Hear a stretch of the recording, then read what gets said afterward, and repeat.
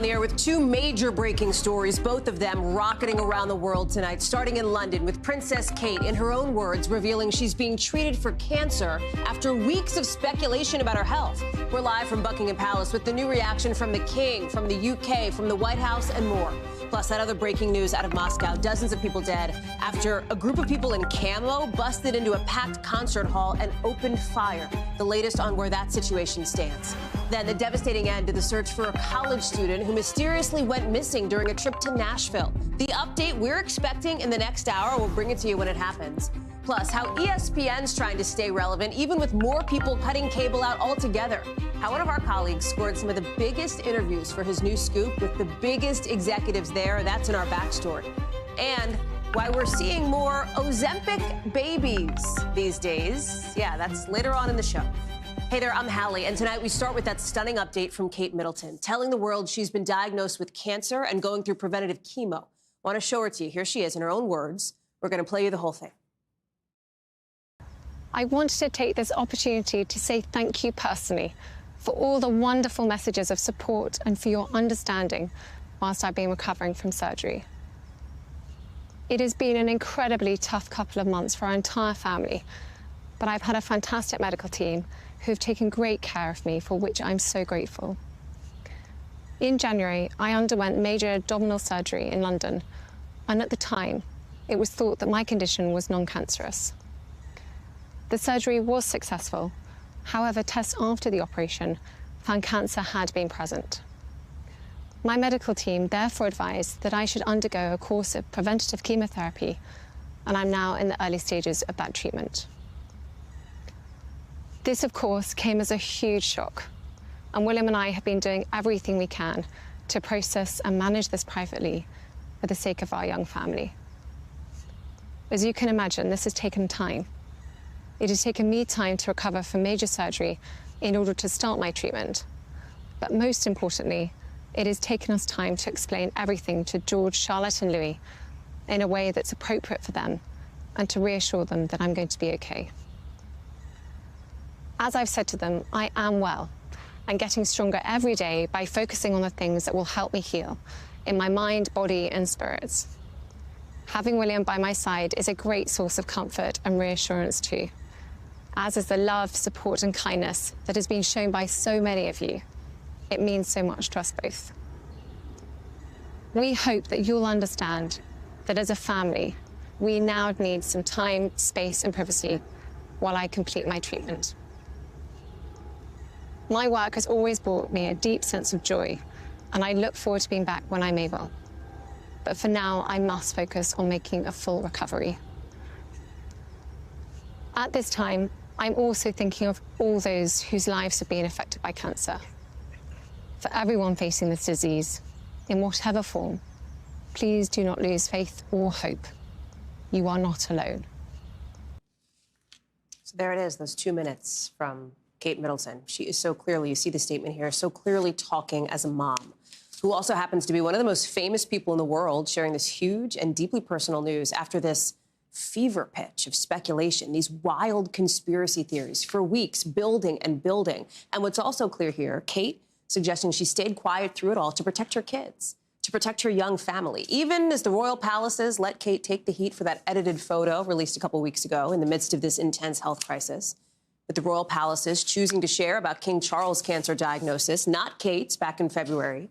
The King late today saying he's proud of Kate for her courage, and the world is now reacting. The Prime Minister of the UK saying Kate has the love and support of the whole country. We've got team coverage of every angle here. Megan Fitzgerald outside Buckingham Palace. Royal commentator Daisy McAndrew is joining us as well. Megan, let me start with you here. Walk us through some of the facts about what we do and do not know about this diagnosis and about what's next for the princess. Well, you know, what we know, according to Kensington Palace, is that we know they're not going to be releasing any more information other than the fact that we know that she started this preventative chemotherapy treatment at the end of February. We know that obviously she went in for that really important and big deal abdominal surgery that she underwent in January. We know that she spent a long time recovering from that, and it wasn't until after she recovered from that abdominal surgery story, that she was able to begin treatment for this preventative cancer treatment that she's been undergoing. We also know that, look, this is not something that we often see. I mean, this is really quite unprecedented, the level of candor that we have been getting from the palace. It is likely that we are seeing them release this video now because of all the conspiracy theories that have been fueling this. In many ways, this is sort of like a red line coming from Kensington Palace, giving this information to the public after rumors and speculation had been swirling, but also, as you mentioned, to try and protect our kids. Because right now we know that the kids are out of school for the Easter holiday, the Easter vacation that they're on right now, likely not wanting this news to be released when the kids are in school. And then also, all eyes are going to be on Easter next week. It's unclear whether or not we are going to see the royal family attending services, but should we not, that of course would then swirl a whole new batch of conspiracy theories. So now we are hearing from the Princess of Wales herself what it is that she's been dealing with as she asks Hallie very candidly for privacy. Yeah, she's really clear about that, right? And I have to ask, there's a couple of things. We don't know what kind, as you laid out, we don't know what kind of cancer it is. She did not say what she was diagnosed with. We don't know when her next public formal appearance will be, although obviously she's making very clear here she needs some time to recover, to focus on her family. What we do know is the reaction from all around the world. From here, I'm sitting in Washington, just down the street at the White House, where you are there at Buckingham Palace. It's Friday night. I mean, this news, you talk about like a Friday night news dump, right? I mean, this news came out late in the UK. Talk to me about the reaction there and around the world. Yeah, your reaction is pouring out on social media. I mean, people are really sending their thoughts and prayers. They're shocked. They're upset by this news. You also have people feeling guilty who are sort of engaging in those conspiracy theories and speculating and really, in some ways, bullying the Princess of Wales online about the situation. Now she has come out. Now she has sort of answered many of those lingering questions. And there is an outpouring of support. In fact, I want to read for you this new statement that just came in from Harry and Meghan Markle, releasing a statement saying, "We wish health and healing for Kate and the family and hope they are able to do so privately and in peace." Now, that is all that we've been receiving from the Duke and Duchess of Sussex. They've not commented on whether or not they will be coming in. As we saw Harry fly in when his father announced that he was battling cancer. But again, this is a very fluid situation, but I can tell you it has certainly taken this nation and certainly the world by shock. Megan Fitzgerald live for us there outside Buckingham Palace. Megan, thank you. Let me bring in Daisy McAndrew now, somebody who is obviously a royal expert who knows this royal family well, Daisy. And I wonder about your sort of takeaways here from what we saw from Kate Middleton and the context that is undeniable coming now after weeks of public speculation that reached the point of headlines around the world about what was going on with Kate Middleton. Yeah. It's been an extraordinary evening here in the UK, really where many people got what they wanted. There's been this clamour to see the Princess of Wales, but of course the message that she was delivering was not a message that anybody wanted to hear, that she has cancer, she has been getting chemotherapy from cancer, and that she will now go retreat back into the privacy of her home with her children, who, as Meghan said, are now on Easter holiday, and we shouldn't expect to see them over the next few weeks. But there has been huge shock and upset and distress with the British public. I've seen it already, an outpouring of concern for her. And, as Meghan was saying, a sense of guilt from some quarters, I think.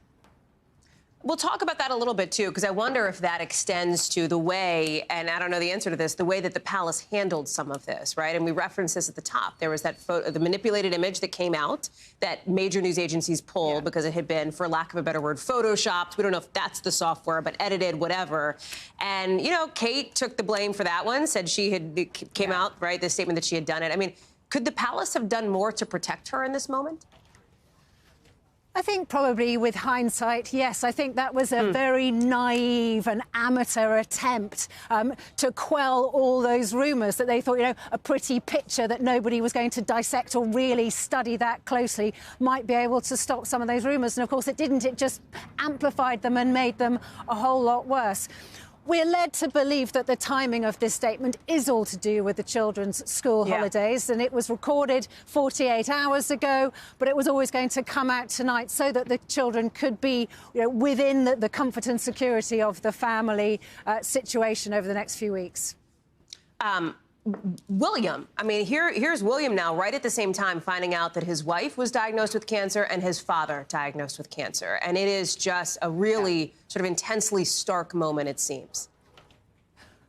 That would be a huge amount for anybody to carry a burden, but somebody whose very life and existence is in the public eye, who has a huge public role, who's going to be king one day, to be carrying that burden around with you whilst being inspected and observed all the time, I think must be extraordinary. And then you add into that the fact that this is a man that has talked openly about the trauma of losing his mother as a teenager.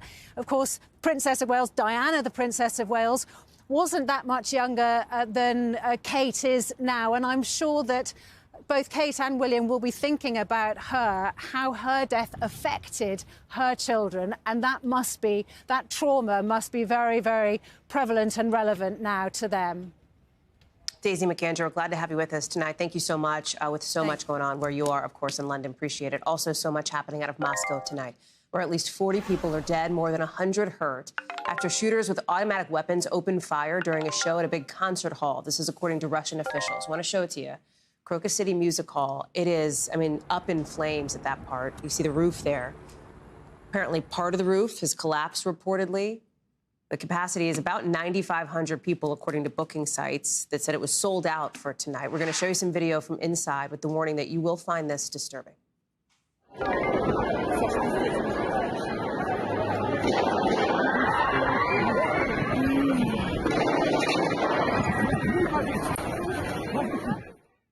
It's very scary. You hear that woman scream, some gunshots, people running, others taking cover behind the seats. Russian officials say they're investigating this attack as an act of terror. I want to bring in Matt Bodner, who is joining us now. What else do we know? What's the status tonight? Thank you, Hallie. Well, obviously, this is a very dynamic situation. There's a lot of social media, of course, flooding in. We're going through that. What we know, much as you said, we're hearing from the authorities, at least 40 confirmed dead at this point. You look at what's coming out online, what this looks like, that the concert venue burning right now. Those numbers very well still might change as the authorities are of course responding to this situation and kind of looking at some of these videos. What we're seeing is, I think, a very sudden event. Everyone seems quite surprised by this. Obviously, multiple gunmen, at least 3 we've heard. There could potentially be more, but also Molotov cocktails and explosions. Obviously, the concert venue is on fire right now, so we've seen some eyewitness reports of how that played out. One video that's quite interesting to me is one of the attendees talking about how they were trying to get out. They were looking for fire escapes, and they kept running into locked doors. And this just reminds me of a problem in these sort of incidents in Russia that's quite common. I'm thinking back to 2018, there was a very kind of severe fire at a mall in Kemerovo in Siberia, in which many school children died. And it set off this whole discussion in Russia. They died because they found that a lot of the venue doors were closed. So there's a lot about this that kind of speaks to a lack of preparation, kind of everyone being taken by surprise. Obviously, Russia's been at war for 2 years now. I think Muscovites understand that at this point. But, if you look at the things that have happened in Moscow so far in the war, it's been like drone strikes. And this, watching the videos, very much sounds like an assault. So I think, we can understand the kind of surprise that we're seeing. Well, and I want to just tell folks so that they know what they're seeing here. This is a live look now, a live look at some of the images that we're seeing from outside that concert hall. Just a moment ago, Matt, as you were talking about the hall still being on fire, we saw a helicopter go across, looked like it was dropping water down from above. I mean, this is still such an active and developing scene, even in the minutes after midnight in Russia. The backdrop to this, as you're talking about, and again, very early, very many questions about who might be responsible. But we know just a couple weeks ago, the embassy in Moscow warned Americans to avoid big crowds because of the fears of some kind of a potential extremist attack. That's correct. And I think we're going to hear probably more about this from the U.S. in the coming days, especially as Russia, as the Kremlin and the government try to decide what they want to say happened here. If the U.S. was warning about a specific threat, I'm sure we're going to hear about that from the U.S. It kind of highlights that one of the main things that I think has suffered in this obviously total breakdown of U.S.-Russia relations amidst the war in Ukraine is historically, especially from the early 2000s, a lot of counterterror cooperation between Russia and the United States. And so it wouldn't be unheard of, is my point, that the United States was trying to share information with the Russian side about a specific threat, perhaps. So we're going to have to see what comes out of that, Hallie. Matt Bodner, thank you very much for that. I know we're going to be getting updates from you throughout the night as this develops. Back here at home now, the search for a college student in Nashville who mysteriously went missing during a night out has come to a devastating end after police say his body was found in a river weeks after he was last seen. We're expecting to hear from potentially his family in just about the next hour or so. The evidence seems to show that this 22-year-old, Riley Strain, you see him here, fell into the river accidentally. Mr. Strain still had the shirt on that he was wearing, still had the watch, and other identifying factors that helped us identify who he is. There's nothing to suggest anything other than any foul play at all. Strain had been in downtown Nashville on a trip with his fraternity for spring formal. I'm going to show you here the bar that Strain was last seen at, 32 Bridge, owned by Luke Bryant. He was kicked out of there around 9:30 at night, according to the venue, based on its conduct standards. We had some body camera video we've shown you here, showing him walking around this area on Gay Street. And this morning, somebody found his body along the river about 8 miles from where he'd been downtown. Kathy Park is joining us now. And Kathy, it was just a couple of nights ago that we showed one of his family members delivering a message to Riley, basically saying, hey, we want to celebrate graduation with you. You know, come home. This is not in any way how they wanted this to end. You're absolutely right, Hallie. This is a heartbreaking turn of events, a story that we've been following very closely for 2 weeks now. But you're right. March 8th was when Riley Strain was here in downtown Nashville with his fraternity brothers. And really the plan that weekend was to have a great time. And according to family, he made a couple stops and ultimately ended up at Luke Bryant's bar. And as you mentioned, was escorted out of that bar just before 10 o'clock that evening. And there were several clues showing his last movements. Surveillance cameras captured him in the downtown Nashville area, at times stumbling, swaying, even falling. There was one interaction in particular that was released by Nashville police. You actually hear him saying that he's okay when he had the interaction with an officer who was in the area, and this was just before 10 p.m. The timestamp on that was 9:52 p.m., and that was perhaps the last moment where cameras captured him in this area, and that triggered a massive search for several days. You had volunteers working with authorities here in Nashville trying to see if there was any sign of him. They were quickly looking along the embankment here along the Cumberland River, and then just a couple of days ago, 2 women in the Nashville area, volunteers, actually found his bank card. And then fast forward to today, Hallie, we got the tragic news that a body was discovered about 8 miles downriver from here. A worker who was pulling up a barge happened to find the body of Riley Strain early this morning, and officials are saying still no sign of foul play. He actually had the shirt and the watch he had on the night he went missing. Hallie? There have been so many people in this community in and around Nashville, Kathy, who had tried to join in on the search, who had tried to do what they could to help in this effort here, and they are getting the news as well about this. Yeah, absolutely. I mean, you had volunteers who came from different parts of the country. In fact, you had the United Cajun Navy, known for responding to natural disasters. They ramped up their search efforts. But then you had just strangers who wanted to pitch in, like those volunteers who found the bank card along the embankment. We heard from one of these volunteers who were so invested in trying to locate him. Take a listen. I'm devastated for the family. I can't describe how I feel right now. It's closure in a way, but it's not the outcome that anybody wanted.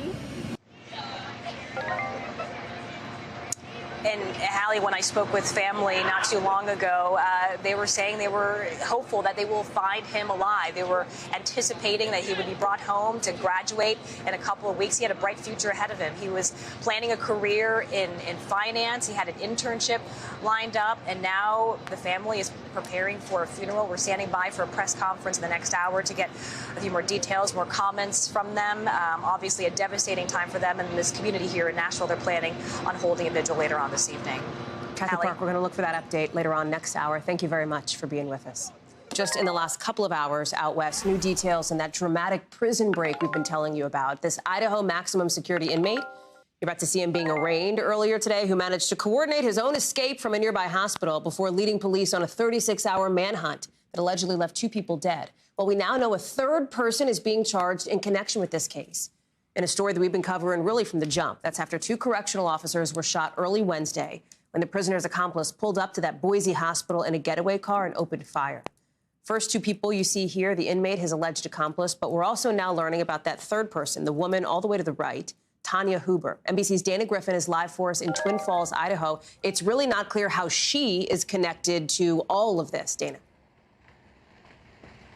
Exactly. She was with one of those suspects during the pursuit that started yesterday, and that's why investigators charged her with eluding, because they say she was driving up to 100 miles per hour in that neighborhood.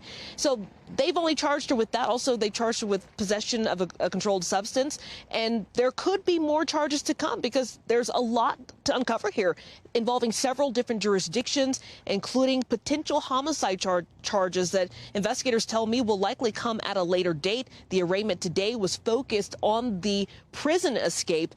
But I want to walk you through the timeline here because this all started Tuesday night when Meade, according to investigators, caused injuries to himself so that he was forced to go to the hospital. And that next morning, when he was being discharged and they were trying to take him back to prison, they say that's when they were ambushed. And there's more to this story because investigators say that they kidnapped and carjacked an elderly man, an 83-year-old man. They say his body was found next to the first getaway car, that Honda Civic that the nation had their eyes on. Investigators say his dog was found in the home of a second victim, a 73-year-old man. They believe he was an acquaintance of Meade, and investigators say his prison shackles were also found inside that home. So, again, this all unfolded Thursday. This 36-hour manhunt came to an end around 2 o'clock Thursday. Investigators arrested all 3. They were here inside this jail, but I just went and checked with the officials, and they tell me that Meade and Umpenauer are no longer in their custody because they are being transported to Boise, Idaho, where they are going to face charges for that prison escape. Hallie? Dana Griffin live for us there in Twin Falls. Dana, thank you. So tonight, a little bit of winter in spring, or should I say a lot of winter blasting through the start of spring, with more than 25 million people from the Midwest up to New England under alerts. Look at this. Streets in Milwaukee filled with snow. The plows are out, man. Even here in late March, places could see up to 7 inches of snow. Minnesota State Police say they've seen over 250 crashes already. And there's another more intense storm on its heels once this one actually wraps up. I want to bring in Maggie Vespa, who's live for us in Milwaukee. Kind of feels like they might see more snow where you are this weekend than they've had for the entire winter. That is actually close to reality, which is such a staggering realization to have, Hallie. And it's kind of underpinning a lot of the conversations that we've had here today with people. You know, we talked to some people here on the street who said, you know, I'm from the Midwest or I'm from Wisconsin, and this happens. Like, we have kind of early springtime snow, right? And then we heard from other people who said, one guy who actually said, isn't baseball season supposed to start soon? Like, what is this? This is so bizarre. The one thing everyone could agree on is that this has frankly been a weird and in particular dry winter with really unpredictable swings like this. Take a listen. It's definitely an oddity.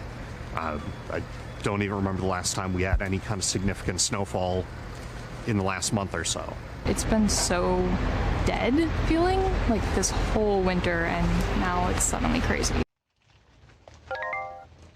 Now, to be clear, to be specific with the numbers here, we got 8 inches overnight here in Milwaukee. And for reference, you can see a lot on the sidewalks here is melted, but there was no snow on the ground here when we got here last night. So all of this fell overnight. Prior to that, we had about a little over double that, close to 20 inches that had fallen in the entire season so far. And that's kind of the main problem here, is that there is an ongoing, what experts call snow drought here in the Midwest. A lot of cities that are kind of famous for being winter wonderlands, right? Like Minneapolis, Duluth, Milwaukee, Wisconsin. They have gotten far less than half of their average snowfall, meaning what they normally get this time of year or by this time of year to date. And that's going to exacerbate the problems that we talk about over the summer with ongoing droughts and wildfires and things like that. So this brought some needed moisture, Hallie, but definitely long term, that trend still exists. So a lot of interesting conversations here today. That is for sure. I bet, Maggie. Stay warm. Thank you very much for bringing that to us. Tonight, some dramatic new video ratcheting up tensions along the border. We're going to show it to you here in just a sec. A big group of migrants tearing down a razor wire fence in El Paso. National Guard troops try to hold him back. And then look at this. This happens.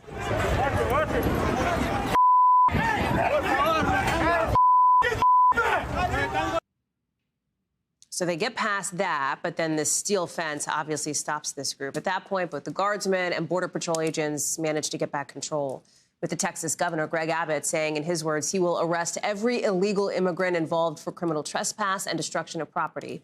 Guad Venegas is following this one. Talk to us more about what happened here specifically and what's next for these migrants involved.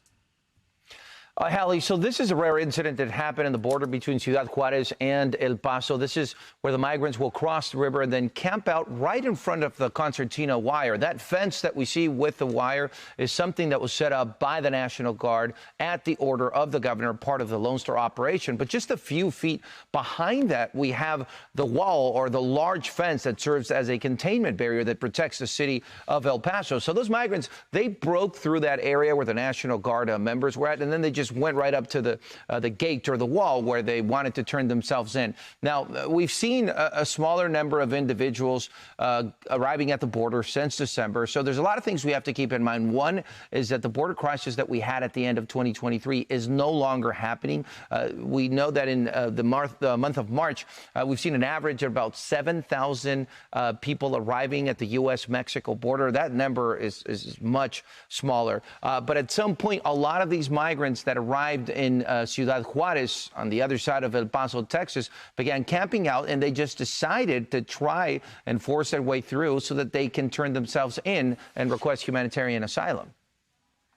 The other piece of this, Guad, and you've alluded to this here, is this bill that is the center of so much controversy that we've been covering here all week, SB 4, that would give Texas state officials the authority to do more about detaining and perhaps deporting migrants, authority that typically only the federal government would have. Without getting into sort of where that bill stands, there's a really important component, which is what Mexico has to say about that piece of it. And we're getting some new information on that today, right?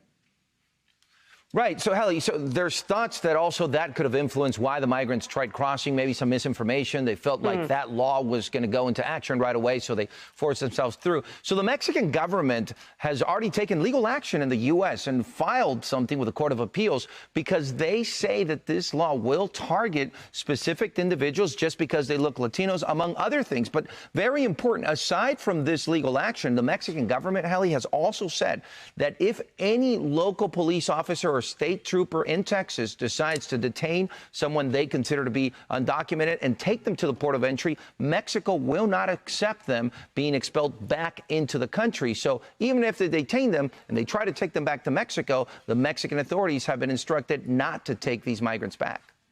Guad Venegas, thank you very much for that update. I know you'll be watching it. Appreciate it. Coming up, more to come here on the show, including a Tennessee man diagnosed with a very rare disorder that is legit like something out of a horror movie. We'll tell you about this demon faces thing in just a second. Plus, how to watch the opening ceremony this summer at the Olympics in a very, very big way. There's a big hint. We'll be right back.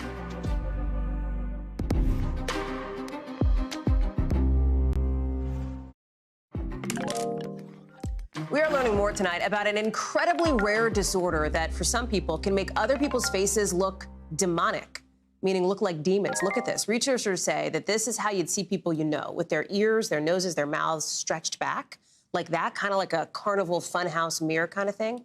Again, super duper duper rare. Only about 100 reported cases of this in the whole country. But one of them is a 59-year-old man in Tennessee. For him, this lasted nearly 3 years, and he's the guy researchers studied, using his case to come up with these computer models we've been showing you of the distorted faces. Dr. Akshay Sayal is joining us now. There's so much people don't know about this, and it's interesting in that I believe for this man in particular, it was diagnosed as like a mental health disorder. it's actually like a vision brain synapse thing, right? Yeah, Hallie, this disorder is called PMO, or prosopometaphopsia. It's very, very hard to pronounce. Forgive me there, but only about 100 reported cases here in the world. And a lot of people, like you said, get diagnosed with psychotic disorders because, frankly, it's just so rare. And so a lot of people get trialed on these antipsychotics. But, Hallie, what we think is going on, a lot of these people in the literature do seem to have some sort of brain damage, some sort of brain insult. In this case here with this man here, he had carbon monoxide poisoning and also brain trauma about 15 years before this started. So while we don't know really what's causing it, there does seem to be some sort of underlying brain damage in a lot of these cases. We're showing what people say they see, right? These so-called demon faces, two faces, witch-like faces, et cetera. How does it go away? In other words, how do people, if this man only had it for a few years, it just fades away? Well, so it depends what we think is causing it. So in some cases, it could be an underlying seizure, and in some cases, it could be a mass maybe that's on the brain pathway. So really, it's going to depend what's causing it. But you can see here, no two people kind of have the same disease here, where some people might see twisted faces, others might see demonic faces like this. I mean, in this guy's case, was actually really interesting because if he saw a photo of a face, it looked totally fine. But if he saw a person in real life, you see those demonic faces there, which is how the researchers were able to visualize what exactly he was looking at. That's so interesting. Dr. Akshay Sal, thank you very much for that story. Appreciate it. Anytime. Let's get you over to the 5 things our team thinks you should know about tonight. Number 1, officials say no charges will be filed in connection with the fight involving Oklahoma teen Nex Benedict. Remember, Benedict, a non-binary high schooler, died by suicide a day after that fight, according to the autopsy report. The DA says the fight in the school bathroom appeared to be, in their words, an instance of mutual combat. Number 2, the Arkansas airport executive who died in a shootout with federal agents was apparently under investigation for gun sales, according to unsealed records. Remember, ATF agents went to his house Tuesday to serve a search warrant when shots were fired. According to the affidavit, he bought over 100 guns and then resold them without a dealer's license. A few of those guns were found after being linked to a crime. His family saying even if the allegations were true, they don't justify what happened. Number 3, Stellantis is recalling more than 300,000 cars because the side airbags could explode and throw little metal pieces into the air at passengers. The recall covers Dodge Charger and Chrysler 300 cars from 2018 to 2021 model years. There have been no reports of anybody getting hurt, and Stellantis dealers will replace the bad airbag for free, so FYI on that. Number 4, the summer's Olympics opening ceremony. Guess what? Coming to IMAX, maybe one near you. 150 of those big screens, big screens for the IMAX. Ticket prices haven't been announced yet. And also, if you would prefer to watch it in the comfort of your own home, NBC and Peacock will have it for you July 26th. Get ready. We'll remind you a couple times before then. Number 5, we all love playing games, right, on our iPads, on our tablets. So do parrots. But unlike us, they play with their tongues mostly, according to a new study. Researchers collected data from 20 parrots while they played a little game. I guess it was called, like, Move the Little Red Dot. They helped it. They want to use this information to make new technology just for parrots to help them with their development. Fun for them. When we come back, former President Trump says he's got nearly $500 million to pay his bond due Monday. Does he? Where? Say more. Plus, why a potential government shutdown may not even be the biggest news on Capitol Hill tonight. The drama you're going to want to hear about next.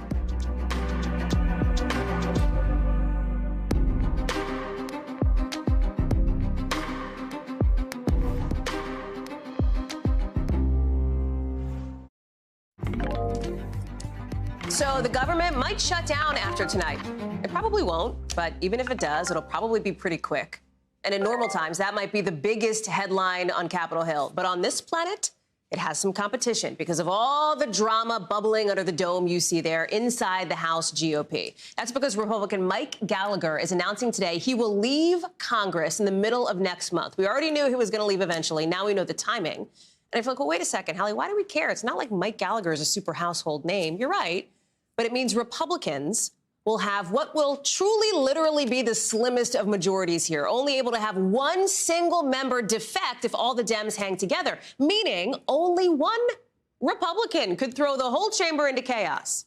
And already one Republican might be trying to do just that, Marjorie Taylor Greene. She's out now with a motion to vacate. In other words, to try to kick the new House Speaker out of the job he's only been in 5 months, ever since the last House Speaker, remember him, was ousted by the same procedure. NBC's Ryan Nobles is up on the Hill for us. All right, so Marjorie Taylor Greene says this is really more of a warning than a pink slip. We don't think this motion to vacate is going to go anywhere super quickly. But between these really tight margins that the Republicans are going to have, how does Speaker Mike Johnson hold his caucus together for the rest of this election year?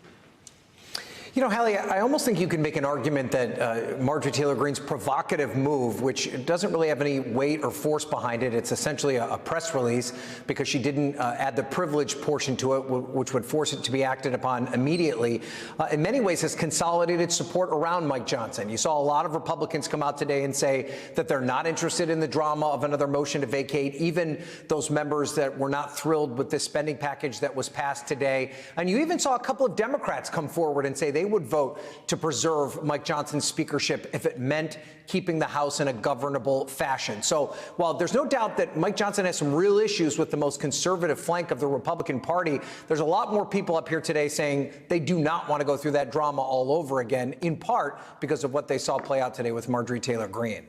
Somebody who is saying he wants no part of GOP drama is a guy who's not even in Congress anymore, former Congressman George Santos, who's now saying he's going to run as an independent.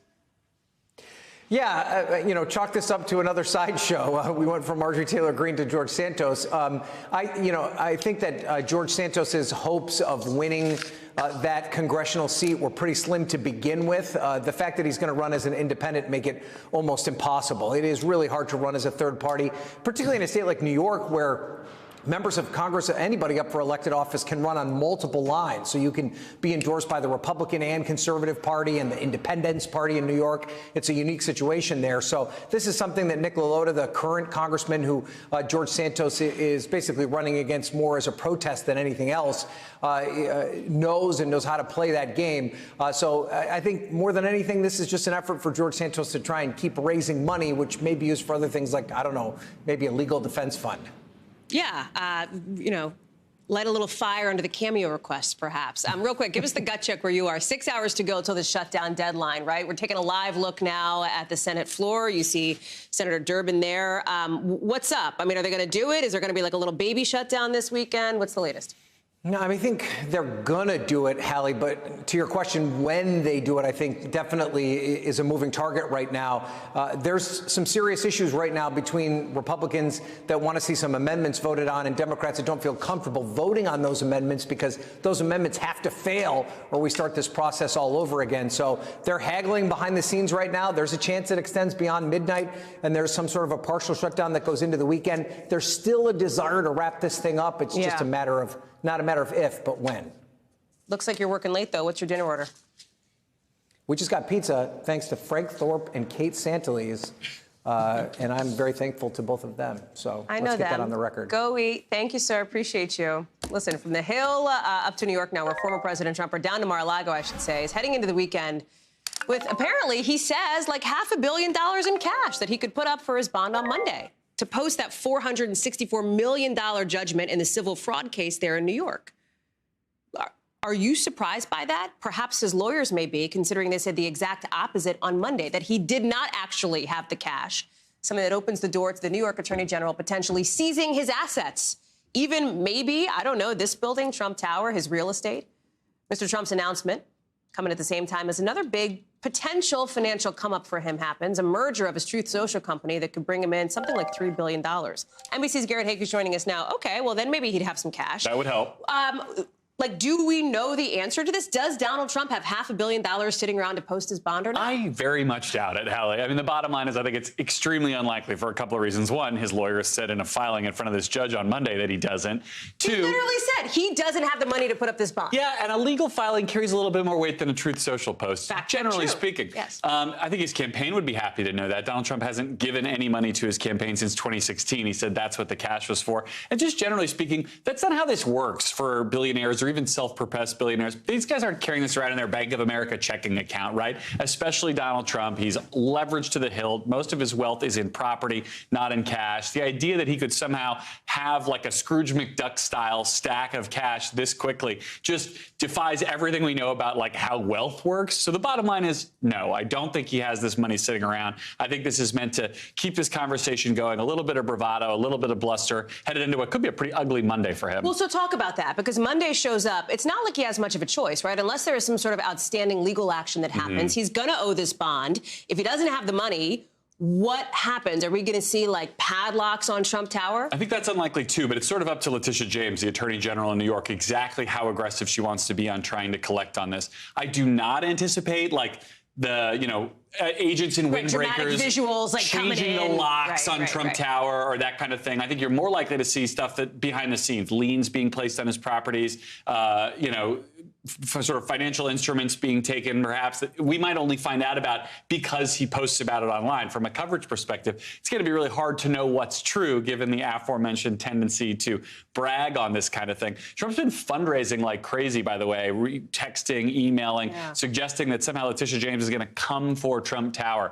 I don't think whatever happens Monday will look anything like that. James is probably the only one who knows. But we have seen some paperwork filed in Westchester County, upstate from the city, where Donald Trump has a golf course and another big property that they could potentially seize or put a lien on in some capacity. I've been working on this all week. We will try to find this answer by Monday morning, but very few people know it right now. And real quick, there's some other drama that could go down Monday as far as his hush money trial, right? Yeah, that's right. So this is a hearing. This was supposed to be the first day of the trial. His attorneys managed to get that pushed back. They are going to have this one hearing. The district attorney in New York City has basically said, we've given you all the information you've asked for. Very little of it is relevant. You cannot keep delaying this anymore. The judge has seemed in the past pretty inclined to get this process going. So we could get a new trial date, although your guess is as good as mine if that sticks, any more than the first one did. All right, well, get some rest this weekend. Eat your Wheaties Monday. We'll be ready. I want some of that pizza on Capitol Hill. Yeah, go join Ryan and Frank and Kate. Thank you, Garrett. Appreciate it. NBC News covers hundreds of stories every day, and because it can be tough to read or watch or listen to them all, our bureau teams have done it for you. This is what they tell us is going on in their regions in a segment we call The Local. Out of our Southern Bureau, police in Florida arresting a man after a fight, apparently delayed a flight. Listen to some of what happened. Wow, look at that.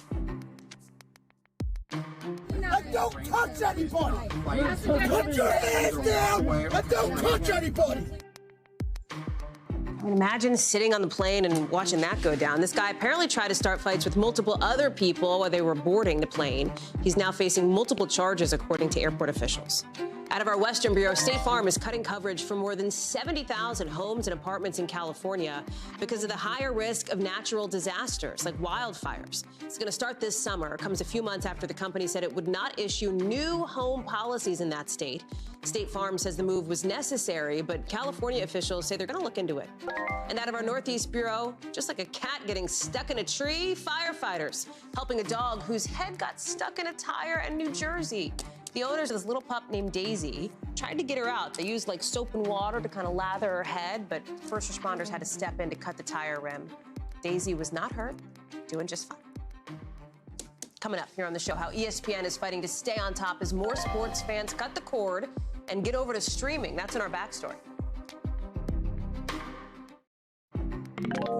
Time now to get to the backstory, our behind-the-scenes look at how a story comes together and how it fits into our bigger picture. And tonight, it's CNBC taking a look at how ESPN is at a crossroads right now over how to keep its spot as the world's biggest sports network, even when people aren't watching cable like they used to. You got a bunch of people canceling, millions of people cutting the cord.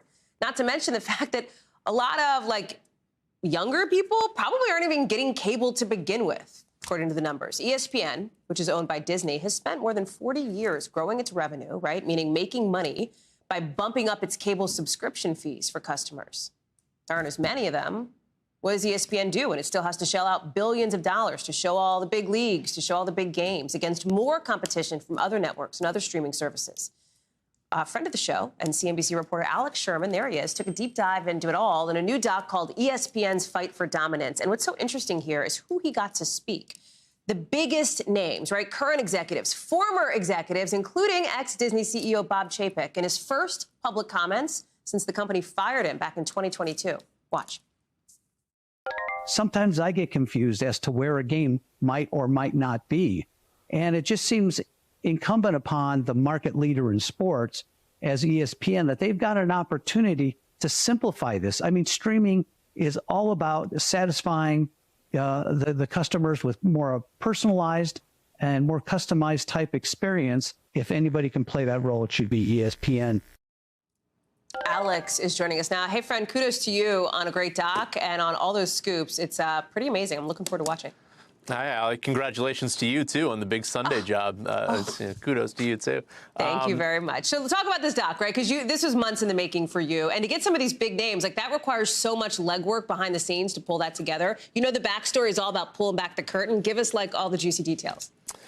So this started, CNBC does digital videos all the time. Great shout out to the CNBC digital video team. There was a producer, Tala Hadavi, who I've worked with a lot of times in the past on these videos, came to me and said, look, is there something to do on ESPN? And, you know, I thought about it for a little bit and was like, you know, not only is there something to do on ESPN, but there's no better way to tell the transition of media story than through ESPN. This is the most dominant cable channel there is. As you alluded to, ESPN charges almost $10 a month for every cable subscriber in this country. That's way more than any other cable network charges. Of course, most of that cost is passed on to the consumer who pays ESPN indirectly through their pay TV provider. But in essence, $10 of your cable bill every month, if you have cable, goes to ESPN. But with so many people canceling cable, ESPN needs to adjust its business model, and it needs to do that by embracing streaming. And we haven't really seen it yet. ESPN Plus exists, but that doesn't have the best stuff on ESPN. So ESPN is announcing 2 new streaming services, one in the fall of this year, which is a joint venture it's doing with 2 other companies, Warner Brothers Discovery and Fox, and then one in the fall of next year, which will be the big ESPN flagship streaming service. And so that's what the documentary really gets into. What is its strategy and will it be successful? You talked to a lot of people, as we mentioned, right, including Bob Chapek's first public interview since he was fired. You talked to the ESPN chairman as well. Was there anything from these conversations, as you are so steeped in this, that surprised you?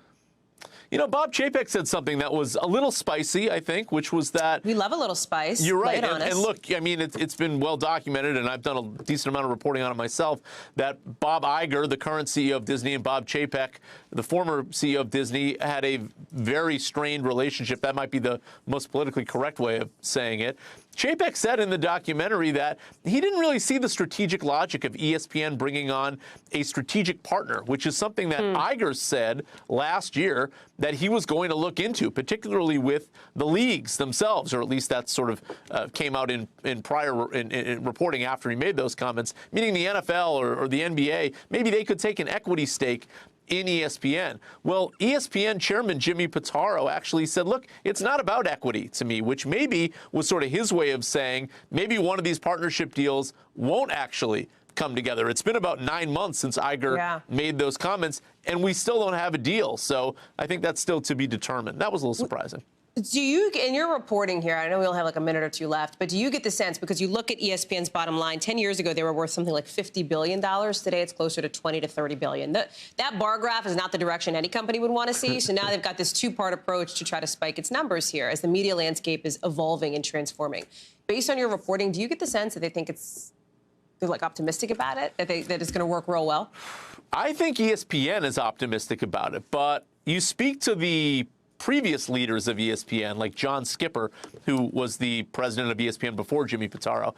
He, I think, is a lot more balanced about it. I mean, he brings up the point that, look, if the big tech companies, Apple, Google, Amazon, even Netflix, want to get into the live sports rights game, there may just not be anything Disney or ESPN can do about it, because these companies' balance sheets are so much larger than Disney. These are trillion-dollar market cap companies, some of these. If they decide they want to go all in on sports, I'm not sure that the competitive advantage for ESPN can last. And that's a major problem that ESPN is going to have to deal with. They won't have to deal with it in the coming years, in the next 3-5 years, because they have so many rights locked up in these long-term deals. But as 2030 comes around, that's an open question. Alex Sherman, let me book you now. 10 years from now, 6 years from now, 2030. Come back on. Let's recap that. Alex, thank you so much. I know that folks are excited to watch the full doc. It is out on CNBC now. You can also watch it on your own time, cnbc.com/sports. QR code on the screen right there. Snap a pic. It'll take you right to it. A lot more to come here on this show, including the rise of Ozempic babies, why some women say they're sort of surprised. Next.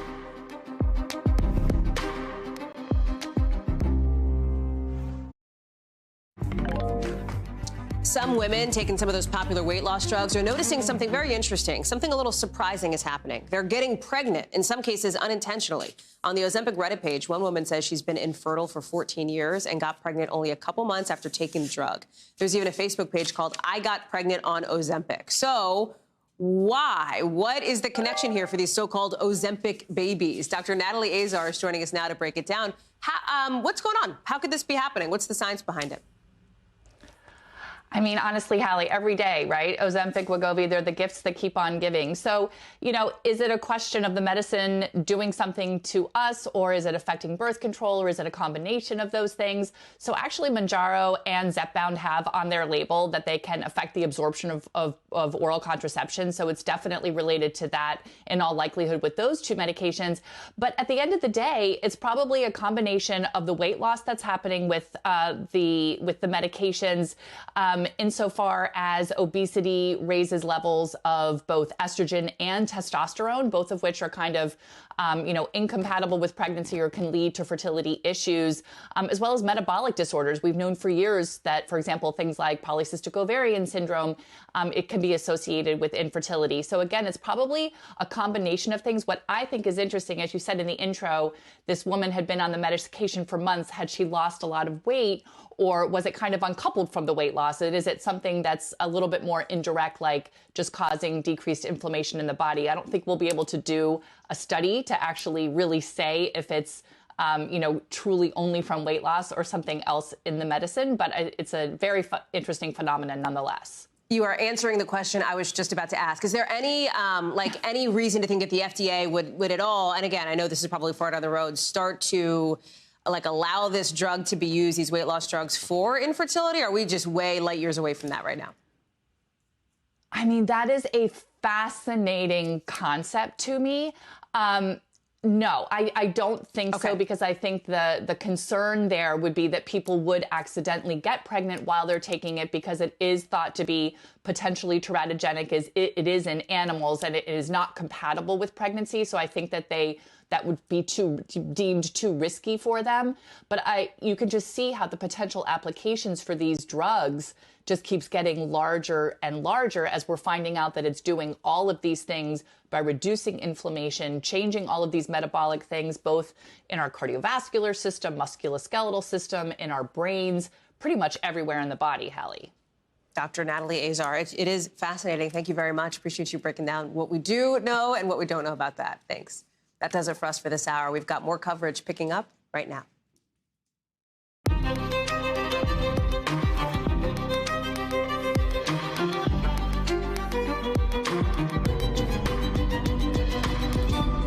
We're coming on the air with two big breaking stories, both rocketing around the world tonight, starting in London with Princess Kate telling the world, in her own words, she's being treated for cancer after weeks of speculation about her health. We're live from Buckingham Palace with the latest from the King, from the UK, from the White House, and more. Plus, that other breaking news out of Moscow, dozens of people dead after a group of people in camo busted into a packed concert hall and opened fire. The latest on where that stands tonight. Plus, the devastating end to the search for a college student who mysteriously went missing during a trip to Nashville. His family speaking about that just in the last couple of minutes. We're going to go live with the latest in just a second. And the super rare disorder that has one man seeing demon faces like that instead of regular faces. What we know about the condition. And a sort of about face from former President Trump, who now says he actually does have nearly $500 million to post bond in New York, after his lawyers told a judge just earlier this week that wasn't the case. Does he have the cash or not? We're getting into it later in the show. Hey there, I'm Hallie, and tonight we're starting with that stunning update from Kate Middleton, telling the world she's been diagnosed with cancer and going through preventative chemo. Kate speaking candidly, speaking in a very deeply personal way. We're going to play it for you in full here. I wanted to take this opportunity to say thank you personally for all the wonderful messages of support and for your understanding whilst I've been recovering from surgery. It has been an incredibly tough couple of months for our entire family, but I've had a fantastic medical team who have taken great care of me, for which I'm so grateful. In January, I underwent major abdominal surgery in London, and at the time, it was thought that my condition was non-cancerous. The surgery was successful. However, tests after the operation found cancer had been present. My medical team therefore advised that I should undergo a course of preventative chemotherapy, and I'm now in the early stages of that treatment. This, of course, came as a huge shock, and William and I have been doing everything we can to process and manage this privately for the sake of our young family. As you can imagine, this has taken time. It has taken me time to recover from major surgery in order to start my treatment. But most importantly, it has taken us time to explain everything to George, Charlotte, and Louis in a way that's appropriate for them and to reassure them that I'm going to be okay. As I've said to them, I am well and getting stronger every day by focusing on the things that will help me heal in my mind, body, and spirits. Having William by my side is a great source of comfort and reassurance too, as is the love, support, and kindness that has been shown by so many of you. It means so much to us both. We hope that you'll understand that as a family, we now need some time, space, and privacy while I complete my treatment. My work has always brought me a deep sense of joy, and I look forward to being back when I'm able. But for now, I must focus on making a full recovery. At this time, I'm also thinking of all those whose lives have been affected by cancer. For everyone facing this disease, in whatever form, please do not lose faith or hope. You are not alone. She is so clearly talking as a mom there, who also happens to be one of the most famous people in the world, sharing this huge and deeply personal news. You see the statement there. After a fever pitch of speculation and wild conspiracy theories for weeks, building and building. And what's also clear here, Kate's suggesting she stayed quiet through it all to protect her kids, to protect her young family, even as the royal palaces let Kate take the heat for that edited photo released a couple weeks ago in the midst of this intense health crisis. The royal palace is choosing to share about King Charles' cancer diagnosis, not Kate's, back in February. The king late today saying he is proud of Princess Kate for her courage in speaking as she did, saying he's remained in the closest contact with his beloved daughter-in-law. The Prime Minister of the UK saying Kate has the love and support of the whole country. And in just the last hour or so, we're hearing from Harry and Meghan as well. We've got team coverage with royal commentator Daisy McAndrew joining us. But I want to start with Meghan Fitzgerald, who is outside Buckingham Palace. So, big news tonight, Friday night. Talk about the timing and why now. It's related to her children. Yeah, Hallie, you're absolutely right. I mean, she was very candid in that video that she released. Releasing this video now as a way to protect her children, taking the time, she said, to explain to them so they understand what it is that's happening to their mother. She said in the video that she wanted to make sure that they understood that she's going to be fine. Also important to note here that it's the Easter holidays, Easter vacation. Kids aren't in school. Releasing this video now so that the kids don't have to go to school when this news breaks. The kids are certainly at the focal point of this. And as she also was asking for privacy. But then there's another piece of this puzzle here. We understand from Kensington Palace that the Princess of Wales will not be at Easter service next week, like we usually see her every year. And so imagine if this video did not get released today. All of the speculation about will we see her, will we not see her, and if we didn't see her, then, of course, that would likely bring about a whole new set of conspiracy theories that we have been seeing fuel over the last several months and most certainly escalating just within the last couple of weeks here. So, again, this is a way to sort of stop the rumors, stop the conspiracy theories, letting the public know what really is going on. And, again, I think, one of the biggest takeaways here is that she is really pleading with the public for privacy as she undergoes probably one of the most difficult moments in her life.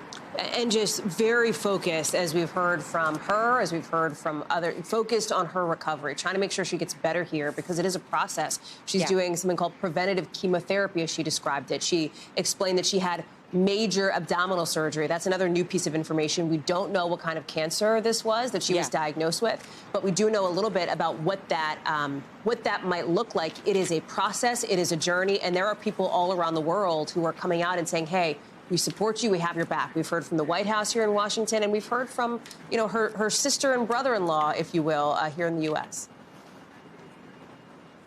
Yeah, you're absolutely right. I mean, we are seeing this outpour of support really all over the world, but most certainly here in the United Kingdom, people taking to social media to express their condolences, the prayers that they're sending out for the royal family, for the Princess of Wales, and of course for King Charles. I mean, you look at Prince William. I mean, he's obviously having to undergo a lot of responsibilities here. His father is battling cancer. Now we're hearing the news about his wife, and they have 3 young children. So there's certainly a lot going on here. I think a lot of people in the public now understand fully the situation, the depths of what's happening with the royal family. The hope here is that will stop the rumors and stop the conspiracy theories that have really sort of taken on a life of their own, Hallie. Yeah, despite the near constant debunking, I think, from others. Megan Fitzgerald, thank you very much. A busy night for you and so many. I appreciate it. Daisy McAndrews is joining us as well, our royal commentator. You have done some of the debunking, or at least you've seen it. Have we been through this over the last few weeks here? I wonder what you take away from Kate Middleton's announcement, the way that it was set up. I mean, apparently taped on Wednesday, right? Taped about 48 hours ago. This very natural setting. She's on a bench, sitting alone, shot by, I believe, the BBC studios, their production arm of the BBC here. That's absolutely right. And I think it was carefully choreographed, that it would be filmed, I'm guessing, whilst the kids were at school for their penultimate day before they broke up for holidays, but it would be released once that school holidays had started, so the children could be fully protected by their family. We understand that they probably will now, as a family unit, hunker down for the holidays, that we shouldn't expect to see them, as Megan was saying, at that church service. And so this is meant to say to the public, this is the situation, this is why we haven't told you before what was going on, because telling 3 young children that mum's got cancer is a big deal, let alone if your mother is one of the most famous women in the world. And on those conspiracy theories, yes, I have been begging people to stop over the last few weeks. My pleas were falling on deaf ears, and I do hope that this will now do that, although I'm already seeing people trying to pick over every detail of when she might have got the diagnosis. And we know that she started the chemotherapy at the end of February, and was there a hiatus where nobody was being told what was going on? So I'm afraid that that's going to continue for a bit. To your point here, though, Daisy, is it possible, and I don't know the answer to this, and I'm truly interested, obviously, is it possible the palace could have done more to try to quiet some of those rumors and conspiracies? It is possible, and of course that photograph was a naive and clumsy attempt to try to kill off some of those stories by saying, here she is looking fabulous with her fabulous children. And I think that was a mistake. It made a bad situation worse. So I think there was naivety. But of course, if you think about it from the other point of view, what must it have been like for this family who were going through this utter hell in private, knowing that sections of the wider community out there were mocking her, were questioning her integrity? I mean, that really must have added insult to injury and, of course, increased the stress. So there will be a lot of sympathy now, I think quite a lot of remorse from some quarters, and there will be some accusations and some finger pointing. Daisy McAndrew live for us there outside Buckingham Palace. Daisy, we're glad to have you breaking it all down for us tonight. Thank you. Very busy, obviously, in London. Also, a lot of breaking news coming out of Moscow tonight, where at least 40 people have been killed, more than 100 hurt, including some children, after shooters opened fire during a show at a big concert hall, according to Russian officials. We're going to show you some video here from inside with the warning, it is very disturbing.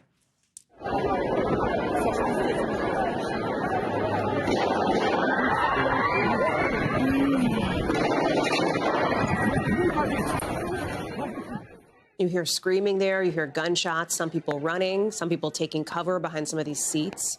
This is Crocus City Music Hall, and we're about to show you the roof on fire. Apparently, reportedly, part of it collapsed. It was sold out, according to booking sites. It's got a capacity of something like 9,500 people. The mayor of Moscow has canceled events this weekend, anything sporting related, anything cultural, with Russian officials saying they're investigating this as an act of terror. Matt Bodner is joining us now. So here we are. It is pushing past 1 o'clock in the morning in Moscow. Do we know anything more from perhaps eyewitnesses, from police about what happened here?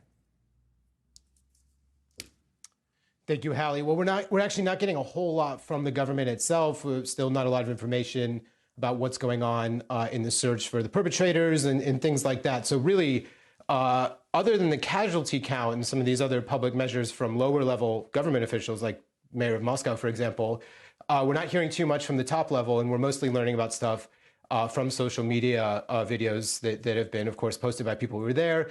And they all paint a very harrowing scene, as you guys have seen yourself, in really quite a sudden and massive attack. Let's take a look, actually, I think, at one good example of what we're seeing from the scene. I was sitting in the hall upstairs where the balconies were. We heard gunshots. At first, we didn't understand what had happened. Then I personally saw how the terrorists came in, started shooting everyone. In the end, they threw a Molotov. Everything was set on fire.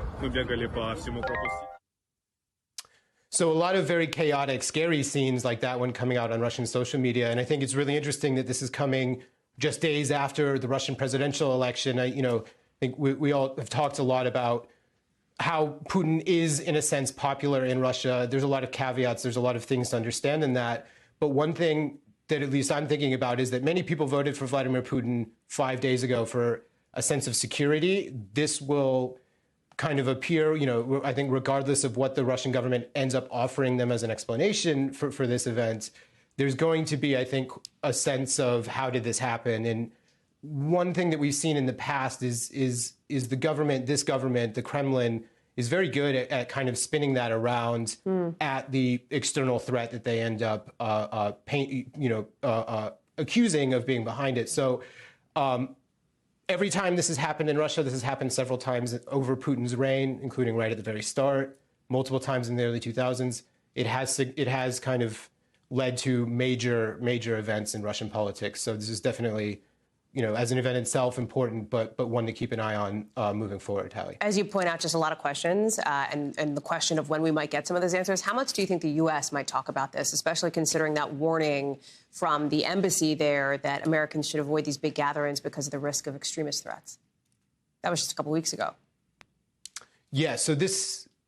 Of course, yeah. I think this is going to be a very interesting thing to keep an eye on. Interesting that the U.S. government is coming out so quickly and pointing this out. Historically speaking, the U.S. and Russia have shared a lot of information on counterintelligence. It was a big part of the relationship between President Bush and President Putin early on in the 2000s. And so it's definitely something that has suffered from the total collapse of U.S.-Russia relations. So I think depending on what Russia says happened here, if that perhaps goes against what the U.S. was warning about, we might hear more of this from Washington. Hallie? Matt Bodnar, glad to have you covering this story for us tonight. Thank you. Appreciate it. Also some developing news in just the last couple hours with new details in that dramatic prison break we've been telling you about. A third arrest now after that Idaho maximum security inmate, you can see him being arraigned here earlier today, managed to coordinate his own escape from a nearby hospital, then led police on a 36-hour manhunt that allegedly left 2 people dead. We've been covering this story from the get-go after 2 correctional officers were shot when this escape happened early Wednesday. The prisoner's accomplice pulled up to that Boise hospital in a getaway car, opened fire. The first 2 people here, the inmate and his alleged accomplice, you see him on the left. On the right is this third person, again, now arrested, Tanya Huber. NBC's Dana Griffin is in Twin Falls, Idaho for us. It's really not clear how she is connected to all of this, Dana. Exactly. She was with one of those suspects during the pursuit that started yesterday, and that's why investigators charged her with eluding, because they say she was driving up to 100 miles per hour in that neighborhood. So they've only charged her with that. Also, they charged her with possession of a controlled substance, and there could be more charges to come because there's a lot to uncover here involving several different jurisdictions, including potential homicide charges that investigators tell me will likely come at a later date. The arraignment today was focused on the prison escape. But I want to walk you through the timeline here because this all started Tuesday night when Meade, according to investigators, caused injuries to himself so that he was forced to go to the hospital. And that next morning, when he was being discharged and they were trying to take him back to prison, they say that's when they were ambushed. And there's more to this story because investigators say that they kidnapped and carjacked an elderly man, an 83-year-old man. They say he was found his body was found next to the first getaway car, that Honda Civic that the nation had their eyes on. Investigators say his dog was found in the home of a second victim, a 73-year-old man. They believe he was an acquaintance of Meade, and investigators say his prison shackles were also found inside that home. So again, this all unfolded Thursday. This 36-hour manhunt came to an end around 2 o'clock Thursday. Investigators arrested all three. They were here inside this jail, but I just went and checked with the officials, and they tell me that Meade and Umfenauer are no longer in their custody because they are being transported to Boise, Idaho, where they are going to face charges for that prison escape. Hallie? Dana Griffin live for us there in Twin Falls. Dana, thank you. So as we've been on the air here tonight, the family of the college student found dead in a Nashville river today after disappearing earlier this month, thanking everybody for coming together to search for their son. Obviously, so many emotions here as this search has come to a devastating end. Here's Riley Strain's mother just in the last couple of minutes. I just ask that you mamas out there hug your babies tight tonight, please. Please, for me, just hug your babies tight tonight. And again, thank you. Thank you for sharing our story. Oh, just difficult to listen to. Unimaginable, the nightmare for her and for her family. The evidence seems to show that Riley, he was 22, you see him here, fell in accidentally after a night out during a trip with his fraternity. Police say they do not suspect foul play. Strain was last seen at a bar, 32 Bridge, back on March 8th. It's owned by Luke Bryan. He got kicked out of there at 9:30, just about, according to the venue, based on its conduct standards. Some body camera video showed him walking around this area you're seeing on Gay Street, not too far away. And now this morning, this whole thing has come to an end after somebody found Riley's body along the river, about 8 miles away from where he'd been at that bar downtown a couple weeks ago. George Solis is joining us now, and very emotional news conference from this family. Very brief, obviously. You heard Riley's mother thank the community and implore people to just hug their kids tonight.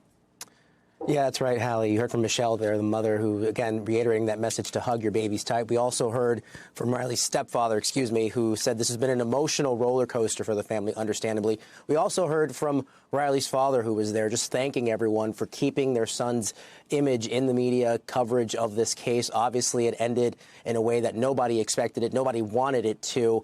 The timeline, of course, kind of painting a picture that a lot of people hoped wouldn't lead to this reality, right? So he goes missing March 8th after he is escorted out of the Luke Bryan bar. The bar saying they served him one drink and then two cups of water and then escorted him out. Then some of those videos were released of him from the businesses and by police, sort of showing him stumbling through downtown Nashville. A big part of this unfolded on March 17th when people that were out there searching for him found a bank card, his credit card, along the banks of the Cumberland River there. And then on March 19th, another piece of video was released, a pivotal one. It showed his interaction with a Nashville police officer a little bit earlier after he was escorted out of the bar, sort of asking him, how are you doing? And then, of course, we know and have this discovery. And, of course, this has been very harrowing for the community, Hallie, who have been searching for him, and they reacted to it today as well. I'm devastated for the family. I can't describe how I feel right now. It's closure in a way, but it's not the outcome that anybody wanted. And Hallie, authorities are saying no foul play, but it is now up to the medical examiner and the autopsy that will hopefully reveal a little bit more about this tragedy that so many people are feeling tonight. George Solis, obviously not the end anybody wanted to see to this search. Thank you very much for that. In the Midwest now, winter in spring, a big blast of winter right at the start of spring with more than 25 million folks from the Midwest to New England under alerts. Look at the streets in Milwaukee filled with snow. The plows are out. Some spots could see 7 inches. Minnesota State Police say they've seen more than 250 crashes already. And on the heels of this storm, another more intense one on its way. I want to bring in meteorologist Bill Cairns here. All right, some places seems like this weekend could see more snow in the next 48 hours than they saw the last 4 months, 5 months of winter. Yeah, it's crazy. The biggest snowstorm of the winter is going to hit northern New England tomorrow. And then from the Dakotas into Minnesota, the biggest snowstorm of the winter is going to hit as we go from Sunday to Monday. So look at these totals. Now, here's the three storms. So we got down along the Gulf Coast. We've had a lot of heavy rain in Florida. That's one of the storms. Then we have storm 2 and 3 up in the northern half of the country. That's storm 1 and 2 on the East Coast. Those are going to combine over the weekend, and that's going to be problematic. There's the areas that are going to get the heavy snow. So we're talking about the Lake George region, Adirondacks, all of Vermont, all of New Hampshire, all of Maine, and this is going to be a heavy, wet snow. We're also got the problem with flooding. We have flood watches up for over 50 million people. It is going to pour during the daylight hours on Saturday. We're going to have rivers that are going to, small rivers and streams are going to flood. We're going to have problems with that, up to 4 inches likely, especially around the New York City area. So the poor drainage areas and driving could be very problematic. And as far as the snow goes, someone will get, easily 24 inches in northern New England, especially the higher elevations. This will easily be probably the biggest snowstorm of the season. And on top of that, obviously, we're going to get the power outages and stuff like that. So on Saturday, there's the heavy rain on the East Coast. Then we're going to turn our attention on Sunday to that storm that's coming through the northern Rockies. And look at this, just a huge storm with a lot of snow, the Dakotas and the Minnesota. And look at these snow totals, Hallie. We're still thinking easily 1 to 2 feet for a good chunk of central Minnesota into northern Minnesota. And with it will become the high winds too in blizzard conditions. And on top of all that, we got a chance even tornadoes too in areas of Kansas and Texas as we go into Monday. So yeah, buckle up. This is going to be a very rough next couple days. Yeah, that is for sure. Bill Cairns, thank you very much. Tonight, some dramatic new video ratcheting up tensions down along the border. You see it here. A big group of migrants tearing down a razor wire fence in El Paso. National Guard troops try to hold them back, but then look what happens.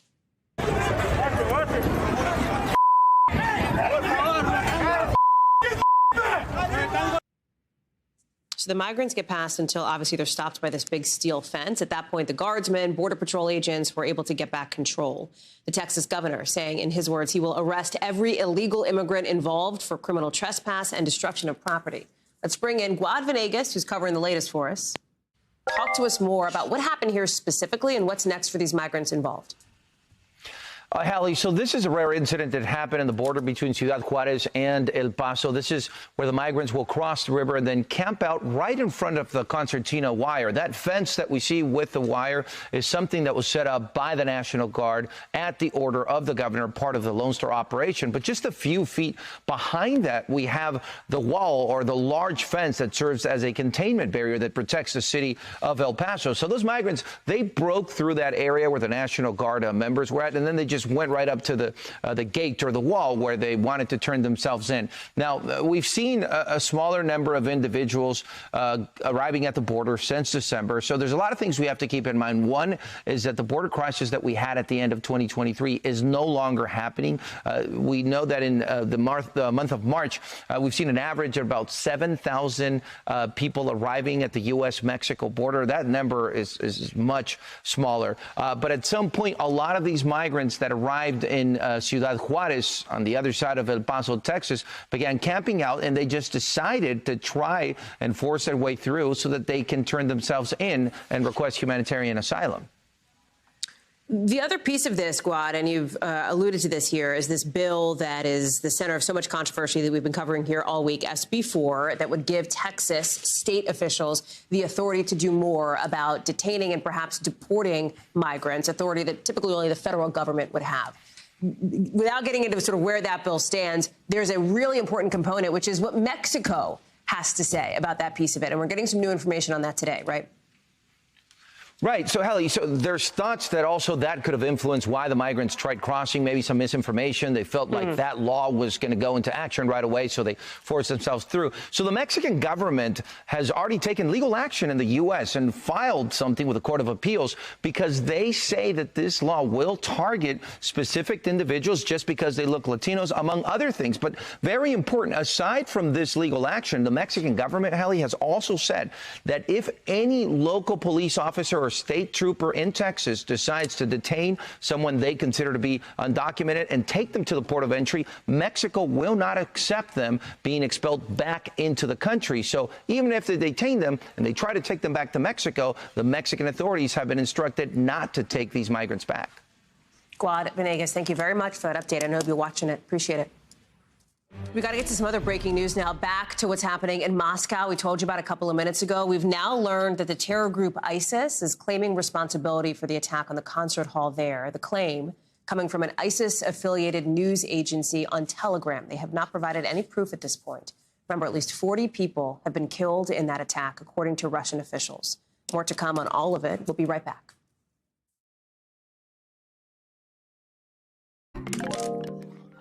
We are learning more tonight about an incredibly rare disorder that, for some people, can make other people's faces look demonic, meaning look like demons. Look at this. Researchers say that this is how you'd see people you know, with their ears, their noses, their mouths stretched back, like that, kind of like a carnival funhouse mirror kind of thing. Again, super duper duper rare. Only about 100 reported cases of this in the whole country. But one of them is a 59-year-old man in Tennessee. For him, this lasted nearly 3 years, and he's the guy researchers studied, using his case to come up with these computer models we've been showing you of the distorted faces. Dr. Akshay Syal is joining us now. There's so much people don't know about this, and it's interesting in that I believe for this man in particular, it was diagnosed as like a mental health disorder. It's actually like a vision, brain, synapse thing, right?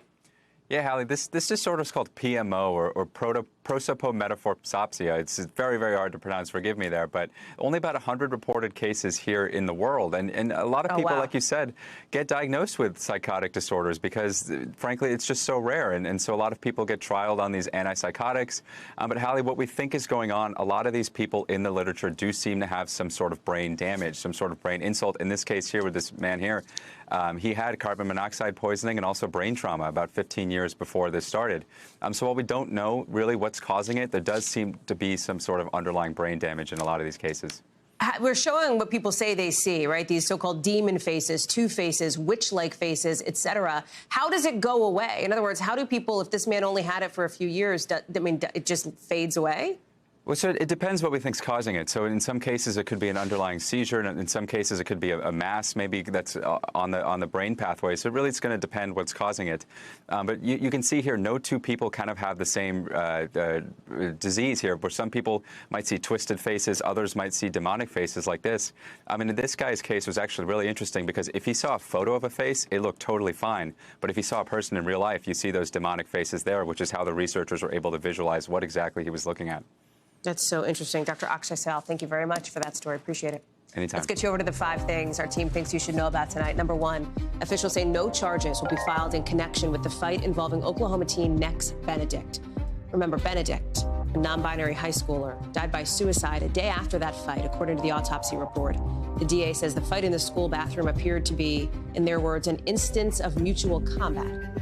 Number 2, the Arkansas airport executive who died in a shootout with federal agents was apparently under investigation for gun sales, according to unsealed records. Remember, ATF agents went to his house Tuesday to serve a search warrant when shots were fired. According to the affidavit, he bought over 100 guns and then resold them without a dealer's license. A few of those guns were found after being linked to a crime. His family saying even if the allegations were true, they don't justify what happened. Number 3, Stellantis is recalling more than 300,000 cars because the side airbags could explode and throw little metal pieces into the air at passengers. The recall covers Dodge Charger and Chrysler 300 cars from 2018 to 2021 model years. There have been no reports of anybody getting hurt, and Stellantis dealers will replace the bad airbag for free, so FYI on that. Number 4, the summer's Olympics opening ceremony. Guess what? Coming to IMAX, maybe one near you. 150 of those big screens, big screens for the IMAX. Ticket prices haven't been announced yet. And also, if you would prefer to watch it in the comfort of your own home, NBC and Peacock will have it for you July 26th. Get ready. We'll remind you a couple times before then. Number 5, we all love playing games, right, on our iPads, on our tablets. So do parrots. But unlike us, they play with their tongues mostly, according to a new study. Researchers collected data from 20 parrots while they played a little game. I guess it was called, like, Move the Little Red Dot. They helped it. They want to use this information to make new technology just for parrots to help them with their development. Fun for them. When we come back, former President Trump says he's got nearly $500 million to pay his bond due Monday. Does he? Where? Say more. Plus, why a potential government shutdown may not even be the biggest news on Capitol Hill tonight. The drama you're going to want to hear about next.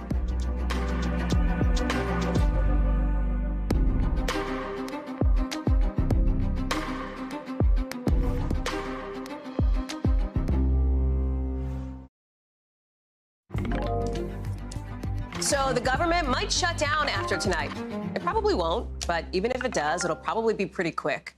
And in normal times, that might be the biggest headline on Capitol Hill. But on this planet, it has some competition because of all the drama bubbling under the dome you see there inside the House GOP. That's because Republican Mike Gallagher is announcing today he will leave Congress in the middle of next month. We already knew he was going to leave eventually. Now we know the timing. And I feel like, well, wait a second, Hallie, why do we care? It's not like Mike Gallagher is a super household name. You're right. But it means Republicans will have what will truly, literally be the slimmest of majorities here, only able to have one single member defect if all the Dems hang together, meaning only one Republican could throw the whole chamber into chaos. And already one Republican might be trying to do just that, Marjorie Taylor Greene. She's out now with a motion to vacate. In other words, to try to kick the new House Speaker out of the job he's only been in 5 months, ever since the last House Speaker, remember him, was ousted by the same procedure. NBC's Ryan Nobles is up on the Hill for us. All right, so Marjorie Taylor Greene says this is really more of a warning than a pink slip. We don't think this motion to vacate is going to go anywhere super quickly. But between these really tight margins that the Republicans are going to have, how does Speaker Mike Johnson hold his caucus together for the rest of this election year? You know, Hallie, I almost think you can make an argument that Marjorie Taylor Greene's provocative move, which doesn't really have any weight or force behind it, it's essentially a press release because she didn't add the privilege portion to it, which would force it to be acted upon immediately, in many ways has consolidated support around Mike Johnson. You saw a lot of Republicans come out today and say that they're not interested in the drama of another motion to vacate, even those members that were not thrilled with this spending package that was passed today. And you even saw a couple of Democrats come forward and say they would vote to preserve Mike Johnson's speakership if it meant keeping the House in a governable fashion. So while there's no doubt that Mike Johnson has some real issues with the most conservative flank of the Republican Party, there's a lot more people up here today saying they do not want to go through that drama all over again, in part because of what they saw play out today with Marjorie Taylor Greene. Somebody who is saying he wants no part of GOP drama is a guy who's not even in Congress anymore, former Congressman George Santos, who's now saying he's going to run as an independent.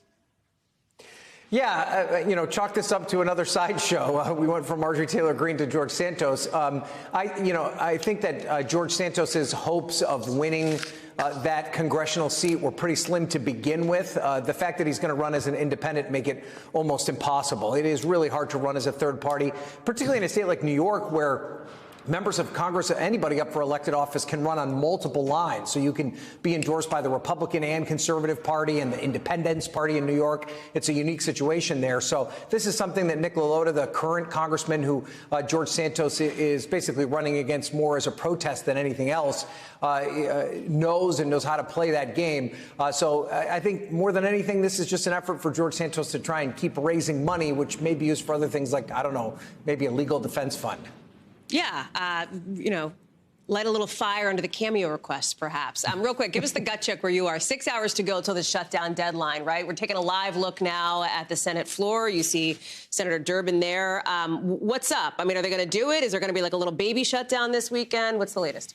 No, I think they're going to do it, Hallie. But to your question, when they do it, I think definitely is a moving target right now. There's some serious issues right now between Republicans that want to see some amendments voted on and Democrats that don't feel comfortable voting on those amendments because those amendments have to fail or we start this process all over again. So they're haggling behind the scenes right now. There's a chance it extends beyond midnight and there's some sort of a partial shutdown that goes into the weekend. There's still a desire to wrap this thing up. It's just a matter of not a matter of if, but when. Looks like you're working late, though. What's your dinner order? We just got pizza, thanks to Frank Thorpe and Kate Santalese. And I'm very thankful to both of them. So let's get that on the record. Go eat. Thank you, sir. Appreciate you. Listen, from the Hill up to New York now, where former President Trump, or down to Mar-a-Lago, I should say, is heading into the weekend with, apparently, he says, like $500 million in cash that he could put up for his bond on Monday to post that $464 million judgment in the civil fraud case there in New York. Are you surprised by that? Perhaps his lawyers may be, considering they said the exact opposite on Monday, that he did not actually have the cash, something that opens the door to the New York Attorney General potentially seizing his assets. Even maybe, I don't know, this building, Trump Tower, his real estate. Mr. Trump's announcement coming at the same time as another big potential financial come up for him happens, a merger of his Truth Social company that could bring him in something like $3 billion. NBC's Garrett Haake is joining us now. Okay, well, then maybe he'd have some cash. That would help. Like, do we know the answer to this? Does Donald Trump have $500 million sitting around to post his bond or not? I very much doubt it, Hallie. I mean, the bottom line is I think it's extremely unlikely for a couple of reasons. One, his lawyer said in a filing in front of this judge on Monday that he doesn't. Two, he literally said he doesn't have the money to put up this bond. Yeah, and a legal filing carries a little bit more weight than a Truth Social post, generally true. speaking. Yes. I think his campaign would be happy to know that. Donald Trump hasn't given any money to his campaign since 2016. He said that's what the cash was for. And just generally speaking, that's not how this works for billionaires or even self-professed billionaires. These guys aren't carrying this around in their Bank of America checking account, right? Especially Donald Trump. He's leveraged to the hilt. Most of his wealth is in property, not in cash. The idea that he could somehow have like a Scrooge McDuck style stack of cash this quickly just defies everything we know about like how wealth works. So the bottom line is no, I don't think he has this money sitting around. I think this is meant to keep this conversation going, a little bit of bravado, a little bit of bluster, headed into what could be a pretty ugly Monday for him. Well, so talk about that, because Monday shows up. It's not like he has much of a choice, right? Unless there is some sort of outstanding legal action that happens. He's going to owe this bond. If he doesn't have the money, what happens? Are we going to see like padlocks on Trump Tower? I think that's unlikely too, but it's sort of up to Letitia James, the Attorney General in New York, exactly how aggressive she wants to be on trying to collect on this.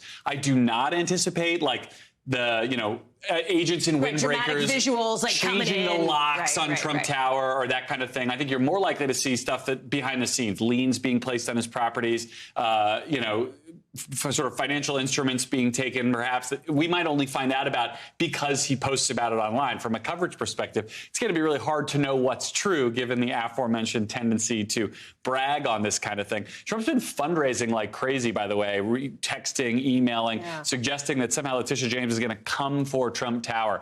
I don't think whatever happens Monday will look anything like that. James is probably the only one who knows. But we have seen some paperwork filed in Westchester County, upstate from the city, where Donald Trump has a golf course and another big property that they could potentially seize or put a lien on in some capacity. I've been working on this all week. We will try to find this answer by Monday morning, but very few people know it right now. And real quick, there's some other drama that could go down Monday as far as his hush money trial, right? Yeah, that's right. So this is a hearing. This was supposed to be the first day of the trial. Yeah. His attorneys managed to get that pushed back. They are going to have this one hearing.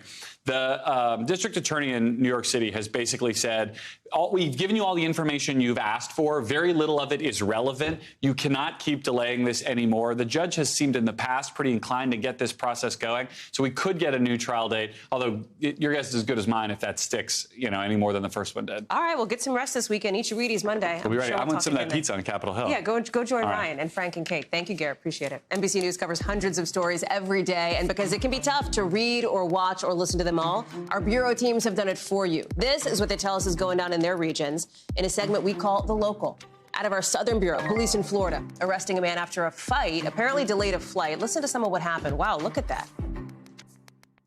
And don't touch anybody! Put your hands down and don't touch anybody! I mean, imagine sitting on the plane and watching that go down. This guy apparently tried to start fights with multiple other people while they were boarding the plane. He's now facing multiple charges, according to airport officials.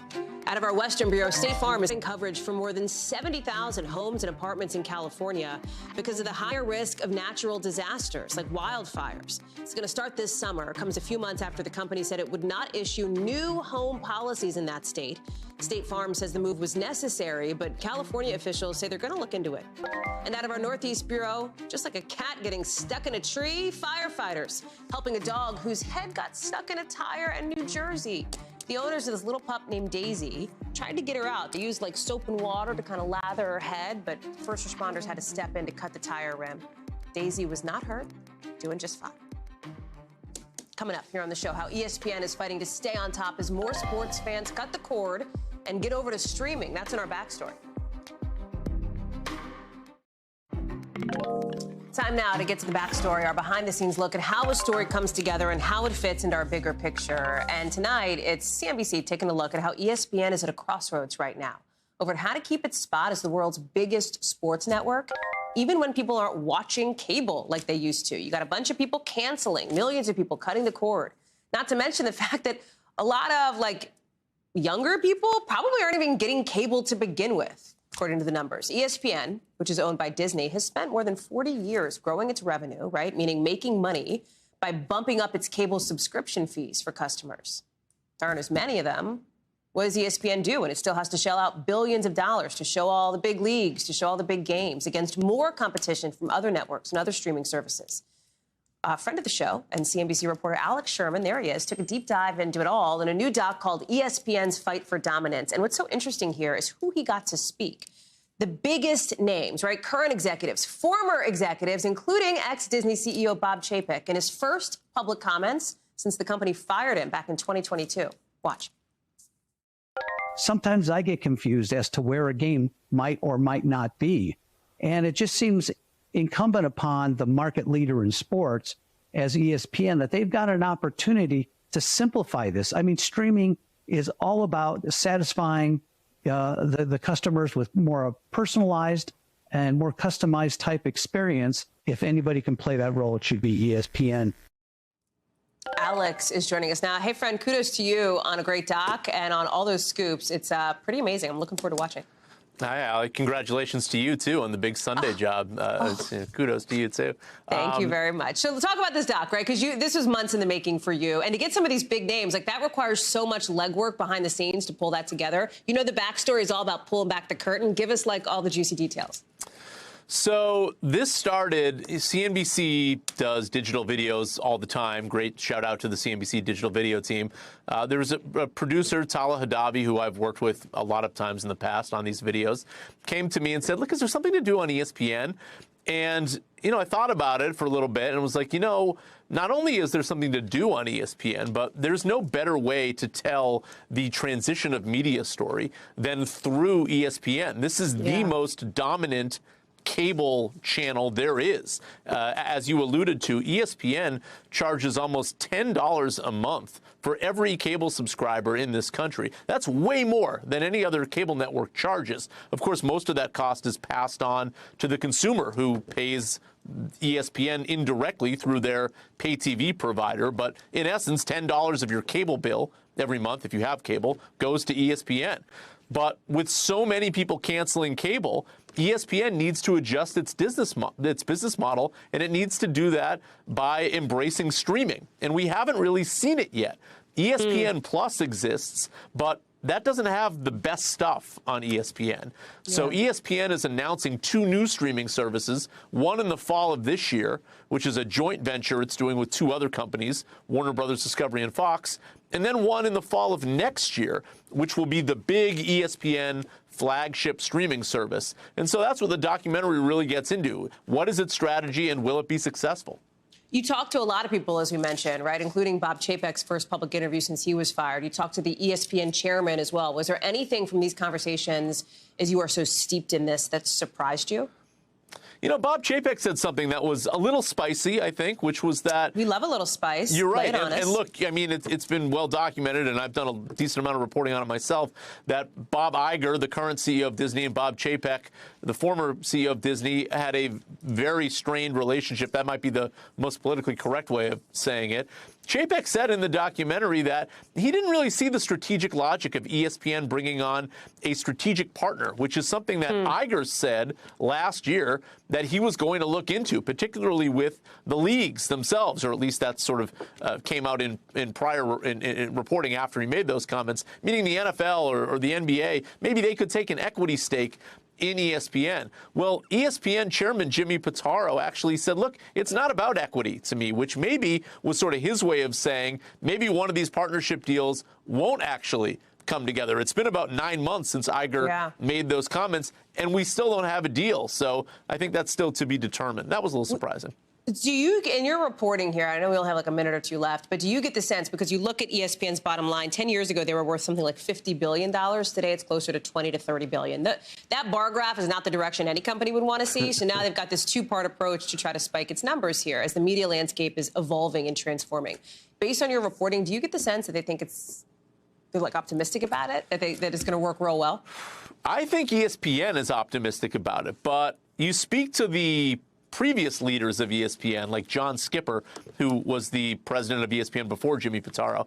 He, I think, is a lot more balanced about it. I mean, he brings up the point that, look, if the big tech companies, Apple, Google, Amazon, even Netflix, want to get into the live sports rights game, there may just not be anything Disney or ESPN can do about it, because these companies balance sheets are so much larger than Disney. These are trillion-dollar market cap companies, some of these. If they decide they want to go all in on sports, I'm not sure that the competitive advantage for ESPN can last. And that's a major problem that ESPN is going to have to deal with. They won't have to deal with it in the coming years, in the next 3-5 years, because they have so many rights locked up in these long-term deals. But as 2030 comes around, that's an open question.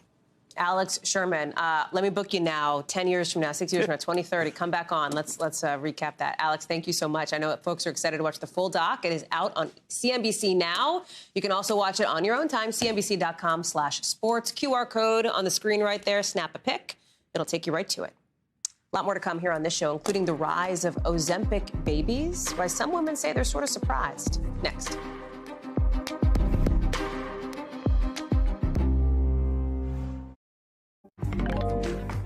Some women taking some of those popular weight loss drugs are noticing something very interesting. Something a little surprising is happening. They're getting pregnant, in some cases unintentionally. On the Ozempic Reddit page, one woman says she's been infertile for 14 years and got pregnant only a couple months after taking the drug. There's even a Facebook page called I Got Pregnant on Ozempic. So why? What is the connection here for these so-called Ozempic babies? Dr. Natalie Azar is joining us now to break it down. What's going on? How could this be happening? What's the science behind it? I mean, honestly, Hallie, every day, right? Ozempic, Wegovy, they're the gifts that keep on giving. So, is it a question of the medicine doing something to us, or is it affecting birth control, or is it a combination of those things? So actually, Mounjaro and Zepbound have on their label that they can affect the absorption of oral contraception. So it's definitely related to that in all likelihood with those two medications. But at the end of the day, it's probably a combination of the weight loss that's happening with the medications. Insofar as obesity raises levels of both estrogen and testosterone, both of which are kind of, incompatible with pregnancy or can lead to fertility issues, as well as metabolic disorders. We've known for years that, for example, things like polycystic ovarian syndrome, it can be associated with infertility. So again, it's probably a combination of things. What I think is interesting, as you said in the intro, this woman had been on the medication for months. Had she lost a lot of weight, or was it kind of uncoupled from the weight loss? Is it something that's a little bit more indirect, like just causing decreased inflammation in the body? I don't think we'll be able to do a study to actually really say if it's, truly only from weight loss or something else in the medicine. But it's a very interesting phenomenon nonetheless. You are answering the question I was just about to ask. Is there any any reason to think that the FDA would at all, and again, I know this is probably far down the road, start to allow this drug to be used, these weight loss drugs, for infertility? Or are we just way light years away from that right now? I mean, that is a fascinating concept to me. No, I don't think so, because I think the concern there would be that people would accidentally get pregnant while they're taking it, because it is thought to be potentially teratogenic. It is in animals, and it is not compatible with pregnancy. So I think that would be deemed too risky for them. But you can just see how the potential applications for these drugs just keeps getting larger and larger as we're finding out that it's doing all of these things by reducing inflammation, changing all of these metabolic things, both in our cardiovascular system, musculoskeletal system, in our brains, pretty much everywhere in the body, Hallie. Dr. Natalie Azar, it is fascinating. Thank you very much. Appreciate you breaking down what we do know and what we don't know about that. Thanks. That does it for us for this hour. We've got more coverage picking up right now. Thanks for watching. Stay updated about breaking news and top stories on the NBC News app, or follow us on social media.